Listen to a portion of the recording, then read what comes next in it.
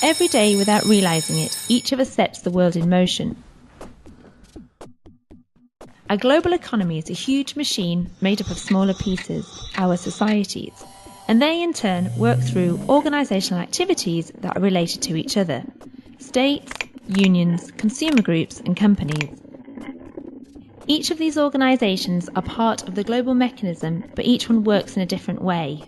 Why? Because the core piece of this machine is us, human beings, and as such we contribute our values, thoughts and ideas, that is our culture. The same thing happens in our jobs. Each is organised and works differently. However, there is one particular mechanism that appears throughout the world: work violence, and it affects us all. Why? Let's look at some examples and find the common patterns that cause it. There is a group of young salespeople who work at a store. Their employer demands that they help customers and do other tasks for which they haven't been properly trained.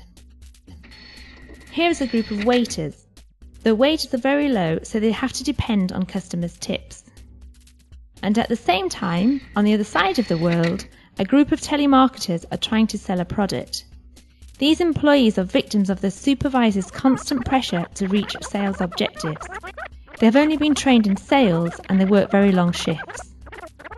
In another hemisphere, there is a group of bank tellers. They have been trained in administrative work and are constantly threatened that the world crisis is putting their jobs at risk. Now let's imagine that these employees must help a customer and that the customer verbally or physically attacks them, threatening to stop buying or consuming or to close their account. That customer is using violence. What are the elements that are repeated in each case? In each one there is an aggressor and a victim, and the aggressor has a resource he or she can use to mistreat the victim. In each case the resource is money. That resource brings power. Money is only one type of resource. Training, hierarchy, and security are some others. This means that workers should have their own resources. That's right, but unfortunately they're too scarce. And here we find the fundamental component that puts violence to work: inequality. Where does inequality appear? Workers have little security, which makes them fear losing their jobs, not receiving a tip or not making a sale, all factors on which their livelihood depends. This makes them endure situations that they would otherwise not put up with. And with little training, even if they wanted to face the situation, they wouldn't know how. Therefore, an employee has significantly fewer resources than a customer. However, violence often seems unavoidable. Think of workers facing a robbery, for example, a security guard or a truck driver who carries valuable cargo. What resources should these workers have to confront violence? Security elements, an alarm system that protects them, and training in how to react to these problems. If workers do not have these resources, they are more prone to become victims. However, the aggressor is not always an external agent of the organisation. Many times he or she is part of it. As we know, in every organisation there is a system of relationships, functions, hierarchies and a series of like values. This means that some workers have the power to give orders and penalise those of a lower rank.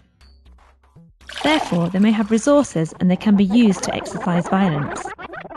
Let's imagine an office. It could be a graphic design house, postal office, insurance company, travel agent, or it could be from another economic sector. A supervisor constantly harasses an employee in his or her office. The rest of the colleagues realise it, but they don't do anything for fear of losing their jobs. The harassed employee submits the claim to the supervisors, but it's not investigated. Finally, this situation becomes intolerable and the harassed employee resigns. The aggressor never receives any punishment. This is a case of mobbing, or work harassment, and it generally occurs between workers in different hierarchies. Hierarchy is a resource that aggressors use to systematically mistreat other employees. There are several types of mistreatment. For example, humiliating or mocking others, assigning tasks employees cannot do or giving them no tasks to do, isolation from the rest of the group, unfair penalisations, or excessively controlling employees. In every case, there is violence at work. But hierarchy in itself does not generate violence. There are other elements that increase inequality. In this case, other workers' attitudes and, above all, collective behaviour. There are missing values such as solidarity or fair company policies, which help violence work with unchecked force. These are resources that increase inequality. What other type of inequality can we find in our organisations? Gender inequality. Gender is a group of social ideas that assign men and women different roles, and in general, male roles are more highly valued than female ones.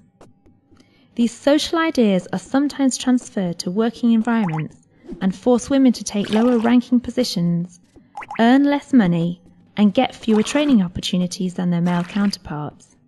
That is, they get fewer resources. So now let's think what happens if we add a new dimension to our examples. Gender inequality. And as with any other inequality, this will reinforce violence, which will in turn be exercised to a higher degree against those with fewer resources. In this case, women. And there is a particular kind of violence exercised against women, sexual violence or sexual harassment. Sexual harassment occurs when a person receives sexually based comments, jokes or gestures, improper behaviour, suggestions or pressure to date or sexual intercourse, touching, psychological abuse and even rape. Now we can see how gender inequality makes women become possible victims of violence to a higher degree than their male counterparts, and violence will be more frequent if the aggressors are bosses or supervisors, because on top of all the other resources, they have the power granted to them by their place in the hierarchy. We can now complete the mechanism of violence at work. There are certain resources that cause inequality, and the greater the inequality, the more the probabilities for violence to appear and work. When this happens, all the organisation's machinery stops malfunctioning. Why? Because violence affects all employees, not just the direct victims. Violent cases in any way, shape or form produce high stress levels. Stress consists of bodily reactions to changes in our environment, and it helps us adapt to them. The problems appear when that stress overwhelms our bodies.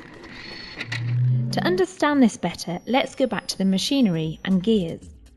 Imagine that our bodies are machines that run on rechargeable batteries. Whatever is going on in our environment makes the machine work. The more the activity demanded from it, the faster it will use up its energy. If the environment becomes stable, the energy can be recharged. But there are situations like violence which demand the body to use up all its energy and the machine is damaged or blows up. High stress levels not only lead to psychological effects, but it's also physical ones in the people who suffer from it.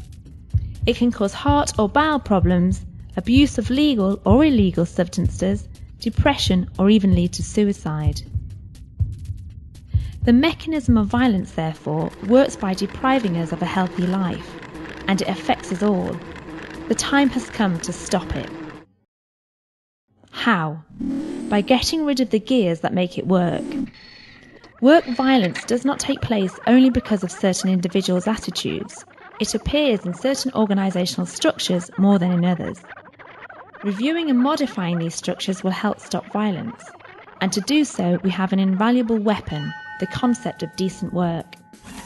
Decent work is that which protects all workers' lives and health. It's a kind of work where there is no difference between men and women, and there is no such thing as discrimination or unfair policies. Decent work is job security, appropriate leisure and working time. It is the work where there is a disciplined system that does not foster power abuse and it punishes violence. Decent work provides training, because training not only prevents violence from happening, but also helps one face it. Decent work, in short, is fair work. And we are all responsible for attaining it. No organisation works in isolation, and we cannot rest on employees' goodwill when the main objective is higher and higher profits. That's why workers and unions must work together. In each sector, we must start a movement of exchanging ideas with employers, cooperating with them in building evaluation strategies and prevention policies. We need to form security and health committees and ensure they are included in national and sector collective bargaining agreements provisions in terms of violence control and contingency plans. We must provide training and inform people about how to prevent violence. Gradually, we must organise more and more workers. We must foster the culture of solidarity and participate more actively. When workers are supported by unions, they can face unfair treatment and fight back without fear. Training is also a tool for cultural change. Through tripartite dialogue, we must promote and demand policies to create decent working conditions for everyone, and inspections that guarantee those policies are fulfilled. We must work transversely to eliminate gender inequality and all other kinds of unfairness that exist today as gears in our organisations and societies. Our goal is equality of opportunities. Our goal is decent work for everyone. Let's stop the mechanism of violence. We must start now. We, male and female workers, are the most important element.